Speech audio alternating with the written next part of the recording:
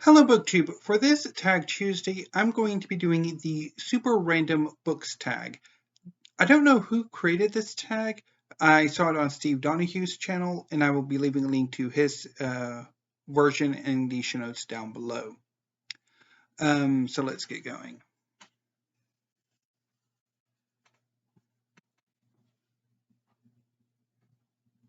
Okay, question number 1.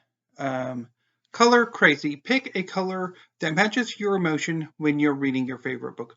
I honestly don't really understand this question. I don't read in that way. I'm going to skip it. Question number 2. Favorite movie. Pick the best book to movie adaptation. For this, I'm going to go with The Devil Rides Out by Dennis Wheatley. The film version of The Devil Rides Out is one of my favorite movies. It's about a group of modern musketeers who try to rescue one of their number from a satanic cult or a cult of modern day witches. And it is a romp. It's a Hammer horror film that is just, I really enjoy it. Been a while since I've watched it though. The book is not nearly as good as the movie, and that's being nice. Question number 3. Favorite song at the moment. Say your favorite song at the moment and pick a book that you feel is the same as your favorite song. So for this, I'm going to go. So my favorite song at the moment is Super Bored by Stray Kids. Stray Kids are a Korean boy band who I've been listening to rather heavily the past few months, and Super Bored is one of their newest songs, and it is amazing. I absolutely love it. I just love it.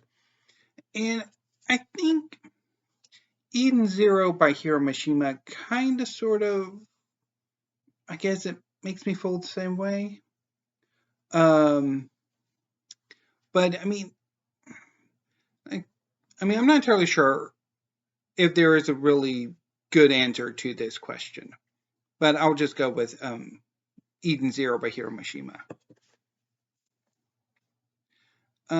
Prompt number 4, and I will leave a link to the music video in the show notes too, like Steve does with his song. So back question number 4. Book slump. Name a book that puts you in a reading slump. For this, I'm going to the first steaming pile of poo I read this Saturday, or had a go at this past Saturday, and that was A People's Future of the United States, edited by Victor Laval and John Joseph Adams. This is a science fiction anthology that came out in 2019 that takes as its inspiration Howard Zinn's A People's History of the United States. I read it in early 2020 and really didn't like it. I, for some reason, decided to come back to it this past weekend, and yeah, there's going to be a rant on Friday. Leave it at that for now. Question number 5. Book shopping. Name a book that you spent way too much money on. For this, I'm going to go with Magi, The Labyrinth of Magic, Volume 11 by Shinobu Otaka. Magi, The Labyrinth of Magic is a series that I quite like, although I have obviously fallen off reading it since, unfortunately, I think the series is out of print, or at least in the US. And so it's hard to find new copies. And the used copies can be exorbitantly expensive. This copy here was moderately priced. It was about $16, even though it is an ex-library copy from the Milwaukee Public Library. And it is in fairly good condition, but again, an ex-library copy really should be no more than $5. Preferably it should be closer to like $2. So I did pay a little too much for this, and I'm a bit miffed about that, which is largely why I picked this one instead of another book that I say, The Glorious Foods of Greece by Diane Kokkilis, that I also probably spent too much money on, that I'm not as upset about, because I had wanted that book for a while, and it's probably appropriate for its price, I think. Okay. Question number 6. Empty pockets. Name a book that you really want, but you don't have the money to pay for it. I mean, I have the money to pay for pretty much any book I want. It's just how many is where we get things, you run into trouble. But I do have two books that I do want to show you that I want, but I'm kind of concerned about the price. Let's go to my list because I think they should be there close together, as they're both in my Amazon wish list. So first up is a pre-order. They're both cookbooks. And usually cookbooks I'm a bit more concerned about. So the first one will be coming out next Tuesday. And that is the Big Texas Cookbook from the editors of Texas Monthly. I've been eyeing this book for months since Texas Monthly announced it, but I'm not entirely sure because, I mean, it is $33 for one thing, and I don't exactly know what a lot of the recipes are going to be. So I don't know if it's going to be something that I'm really going to want to use, or if it's just a cookbook that I'm going to have. So I'm going to hold off and wait until I actually get a deeper preview of the book than what there is.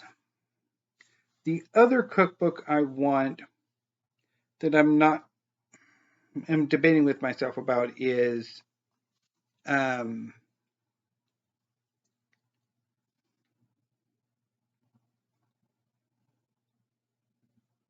okay, there we go. Simply Japanese by Mayuri Murata.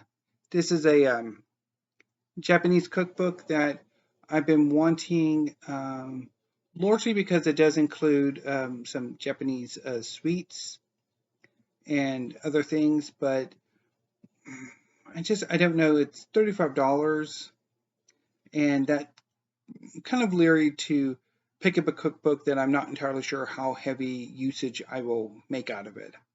So that's those two for prompt number 6. Prompt number 7, or question number 7. The Golden Trio. Name a group of friends besides Harry Potter, Hermione Granger, and Ron Weasley. For this, I'm going to go with Hanako-kun, Nene, and Ko from Tolobon Hanako-kun. Tolobon Hanako-kun by Airo is one of my favorite manga series, and I love that trio of friends. They are just absolutely awesome. Prompt number 8, memories. Name your top 3 favorite books. Now, any question like this, I think the answers will be fluid. Any given day, my answers might be different depending on what rubrics I'm going with to decide like 3 favorite books. So I'm going to go with 3 books that I want back in my collection. Although, again, I might actually curse that decision if I ever do get them back. So we shall see. So first up is Midak Ali by Naguib Mahfouz. I had this when I was in high school and finally read it in college. And it's about the lives of Egyptians on a Cairo back alley. And I remember being quite powerful and very moving. And the next is The Rat by Gunter Grass. Again, I picked this up in high school and actually read it in high school. It's a series of fairy tale retellings that was very complicated and very rewarding, if I remember correctly. And I've been wanting to pick this one back up for a while. And finally, The House Gun by Nadine Gordimer. Again, it's a book I had in high school that I read and quite liked, and kind of would like to revisit it. I've read some of Nadine Gordimer's other work and haven't quite gotten on with her, so I want to kind of revisit her at some point.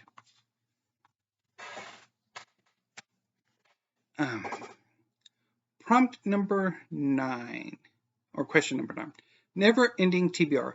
Name a book that you want to add to your never ending TBR. Ooh, I completely forgot about that one.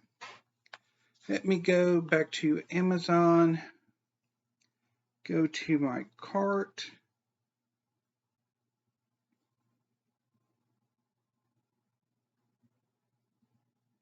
I guess I will go with this. No, let's go with somebody else.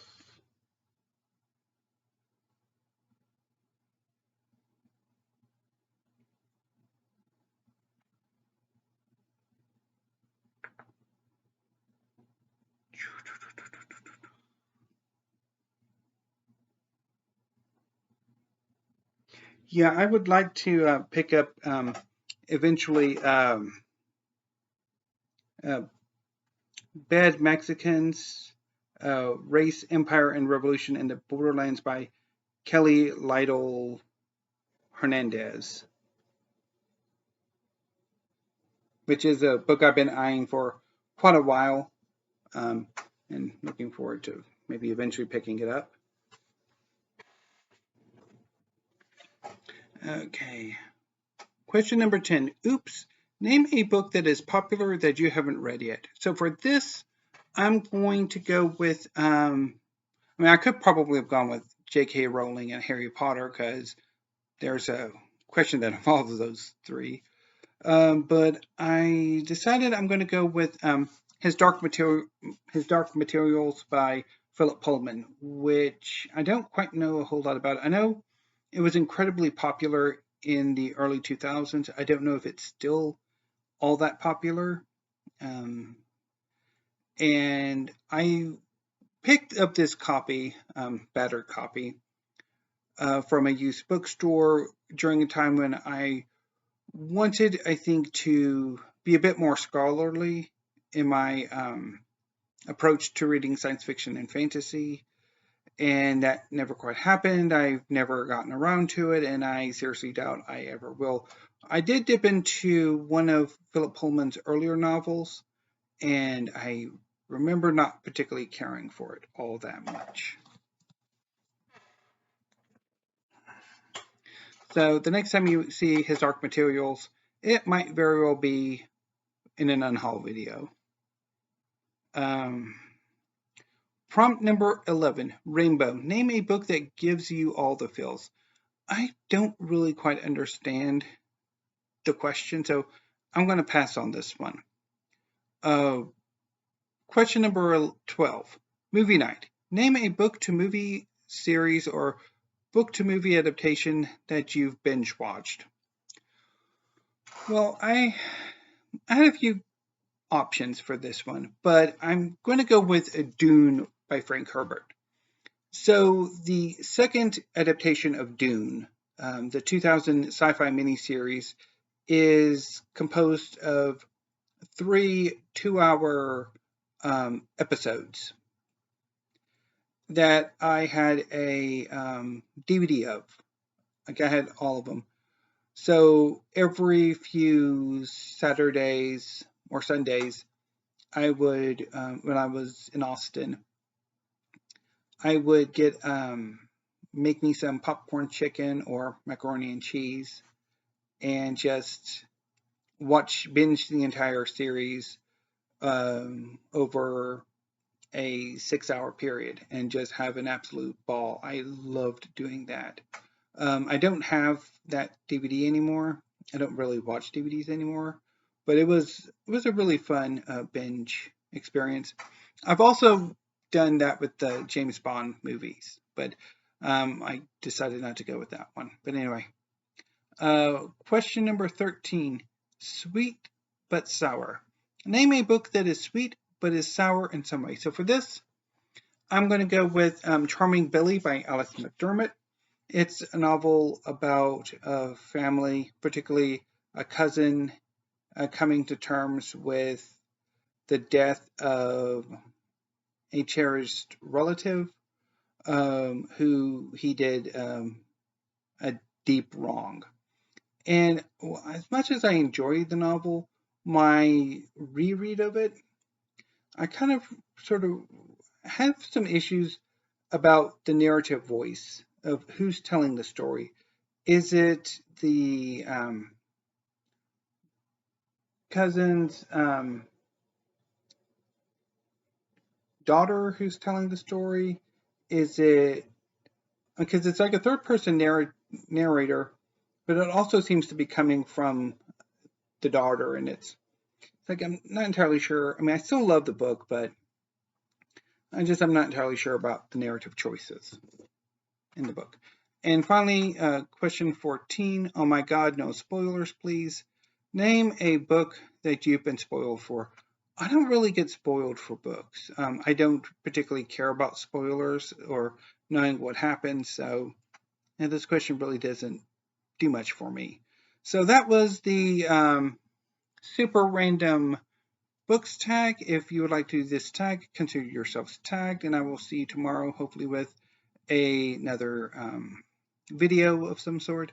So until then, BookTube, thank you, have a great afternoon, and stay safe. And it would help if I had the camera up so I can turn it off. Anyway, BookTube, see you tomorrow.